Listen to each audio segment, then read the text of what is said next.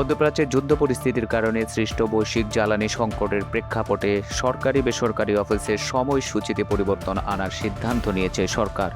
নতুন সিদ্ধান্ত অনুযায়ী অফিসের 1 ঘন্টা কমিয়ে সকাল 9টা থেকে বিকেল 4টা পর্যন্ত করা হয়েছে। বর্তমানে সকাল 9টা থেকে বিকেল 5টা পর্যন্ত অফিস চলে, আর ব্যাংকে লেনদেন চলবে সকাল 9টা থেকে 3টা পর্যন্ত এবং ব্যাংক বন্ধ থাকবে বিকাল 4টার মধ্যে।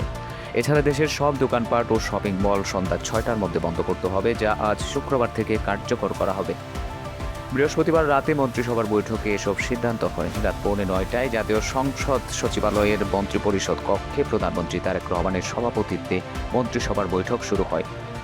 রাত প্রায় 11:15 পর্যন্ত প্রায় 3 ঘন্টা ধরে এই বৈঠক হয়। পরে সেখানে ব্রিফিংয়ে বৈঠকের সিদ্ধান্ত জানান মন্ত্রিপরিষদ সচিব নাসিমুল গনি। এ সময় প্রধানমন্ত্রী প্রেস সেক্রেটারি সালেহ সিবলি সহ অন্যান্য কর্মকর্তারা উপস্থিত ছিলেন।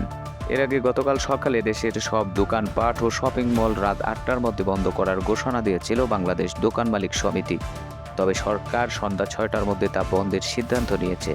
হোটেল, ফার্মেসি ও জরুরি প্রয়োজনীয় সেবার দোকান, কাঁচাবাজার এর আওতা বহির্ভূত থাকবে।